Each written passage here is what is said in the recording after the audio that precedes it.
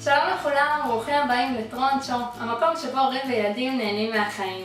נעים להכיר, אני תמר שעומדת מאחורי טרונצ'ו ואני מאוד מאוד שמחה לפגוש אתכם סוף סוף פנים אל פנים. אז היום אני אדבר איתכם על החזרה לשגרה. החזרה לשגרה זה הרגע שכולנו חיכינו לו אחרי חודשיים ארוכים ומפרכים ולא כל כך שפויים שבהם היינו צריכים למצוא סידור לילדים או לקחת אותם איתנו לעבודה או לקחת חופש כדי להיות איתם בבית ולדאוג כל הזמן לבדר אותם ולשעשע אותם ולצאת איתם לפעילויות ולטיולים ולאטרקציות ולבזבז הרבה כסף בדרך גם. אנחנו סוף סוף חוזרים לסדר יום ברור שלנו, ללוז המסודר, לשעה הקבועה שבה נקום בבוקר, ואין ספק שזו תקלה מאוד מאוד גדולה, נכון? נכון, אבל היא מלווה גם בלא מעט חששות. חששות מפני הלא נודע, מסגרת חדשה, גן חדש, ילד או ילדה שעולים לכיתה א', אנחנו חרדים בטירוף. אני יכולה לספר לכם שהבן הגדול שלי עולה לא' ואני פשוט בלחץ היסטרי. אני לא יודעת איך להתמודד עם זה, אני כל הזמן חושבת אם הוא יסתדר, אם הוא ימצא חברים, אם הוא יצליח בלימודים. נורא קשה לי המחשבה שהוא יוצא מהקונחייה הקטנה והנינוחה והחמימה של הגן למקום חדש וגדול ובאמת אחר לגמרי מכל מה שהכרנו עד עכשיו. מלחיץ אותי נורא ואני בטוחה שהחששות האלה מתחילים לעבור גם אליו. אני מדברת אמנם על ילד שעושה שינוי מאוד מאוד גדול, אבל גם הבת השנייה שלי שעולה לגן חובה, זה גם שינוי לא פשוט, זה להתחיל מסגרת חדשה, להפעיל גננת חדשה, חלק מהחברים היא מכירה, חלק יהיו חדשים, מקום חדש, מיקום אחר, זה לא פשוט, זה מעבר שהוא לא קל. כל ילד שמגיע למסגרת, אפילו אם זה בדיוק אותו מקום שהוא היה בו אחרי ההפסקה הארוכה הזאת שהייתה לנו בקיץ, זה מעבר לא פשוט.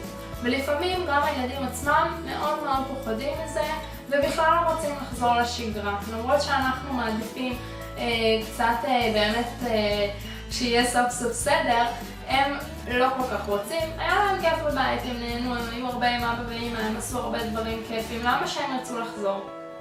אז היום בבלוג אני אספר לכם איך אנחנו בבית הופכים את הבאסה של סוף החופש לכיף גדול של התחלה חדשה, לחגיגה אחת גדולה. זה גורם לילדים לרצות לחזור, לרצות להגיע למקום החדש, לרצות להתחיל את שנת הלימודים בטוב, בכיף, באמת ליהנות מכל העסק הזה, וגם לנו זה יעשה טוב על הלב, אני מבטיחה. תבואו היום בערב לבלוג ותראו מה אנחנו עושים. ועכשיו הגיע הזמן לספר לכם מי זכתה בהגרלה.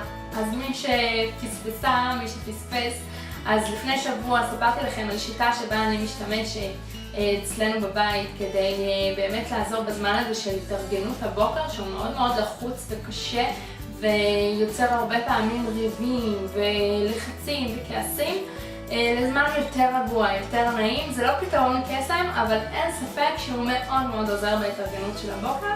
ואני מדברת על פלייסמט שמשתמשים בו בארוחת הבוקר, מניחים עליו את הצלחת, זה גם שומר על השולחן שלנו נקי, וכאן מניחים את הצלחת וליד יש את הרשימה של צ'קליסט כזה של הבוקר, של מה צריך לעשות. ותוך כדי שאוכלים, תוך כדי שמכניסים את הביס לפה, אפשר לראות מה כבר עשיתי ומה אני עוד צריכה לעשות ולהשלים. אם התלבשתי, אני מסמנת וי. אכלתי ארוחת בוקר, מן הסתם אני באמצע, אז אני מסמנת וי אחרי. צחצחתי שיניים, סידרתי את המיטה, ארזתי את התיק. אפשר להוסיף פה עוד דברים שלכם אם יש דברים אחרים שאתם עושים בבית. וזה נורא נוח. זה לוקח את האחריות הזאת של המשימות שהילדים צריכים לעשות בבוקר מאיתנו אל הילדים. הם מאוד רוצים למלא את זה ולראות איך הם עשו בעצמם הכל, זה ממש נותן להם תחושת סיפוק וזה עוזר לנו, ממש ככה. דרך אגב, גם ילדים קטנטנים שעדיין לא קוראים, מהר מאוד הם לומדים בעל פה מה כתוב פה, בפעמים הראשונות צריך להקריא להם, אבל הם ילמדו והם מסתדרו עם זה לבד, אני מבטיחה מניסיון, ממש מומלץ. אם אתם רוצים כזה ולא תזכו בהגרלה, אז אתם יכולים להדפיס בבלוג. הקובץ שם נמצא להורדה ולהדפסה בחינם. מומלץ, אני ממליצה ללכת לאיזשהו בית דפוס או חנות שעושה את זה ולהדפיס בגודל A3 גדול ולעשות למינציה, כמובן כדי שזה יהיה רב פעמי וכדי שזה יהיה מחיק גם ויהיה אפשר לסמן עם טוש מחיק ולמחוק כל פעם מחדש. אז זה זמין לכולם וכולם יכולים להוריד. מי שתזכה בהגרלה השם של הילד או הילדה יהיו כתובים כאן למעלה ליד הבוקר טוב, ובנוסף אז היא זוכה בעוד משהו שאת זה לא כולם מקבלים, ואלה הפתקים המתוקים האלה של חזרה לשגרה, של סנדוויצ'ים. נכון? אנחנו שולחים עם הילדים ארוחות, קופסאות, ארוחות צהריים, כל מיני תיקים כאלה. אז פה זה בעצם פתקים שאפשר לצרף לסנדוויצ'ים האלה, לקופסאות, לשקיות, ולאחל להם בתיאבון, בהצלחה, יום נעים, כל מיני פתקים ממש ממש חמודים. תכף תדעי אם זכית בהם או לא, חכי עוד שנייה, קצת סבלנות. אז בואו נבדוק מי הזוכה בהגרלה. הכנתי פה צנצנת עם כל השמות של מי שהשתתפה בפעילות. מה היה צריך לעשות בפעילות? פשוט מאוד לספר מה אוכלים אצלכם בבית לארוחת הבוקר, או לספר מהי ארוחת החלומות שלכם. נכון? תמיד בסרטים יש את הארוחות החלומיות האלה שכל המשפחה יושבת סביב השולחן.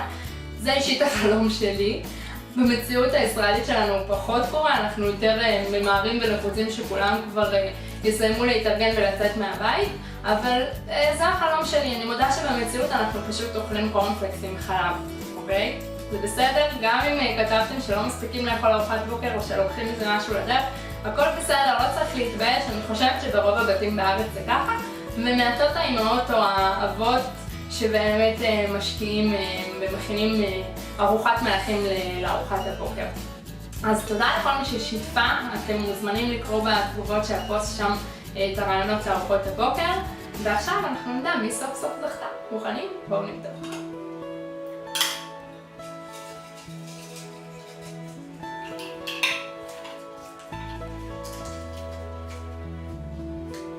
יוסף הודיה תשובה, את הזוכה בהגרלה, איזה כיף לך, אנחנו נהיה בקשר.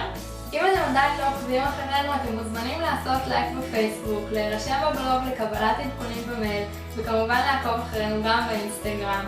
תצטרפו לטרונצ'ו, ממש ממש כיף פה. שתהיה לכם חזרה נעימה לשגרה. ביי ביי!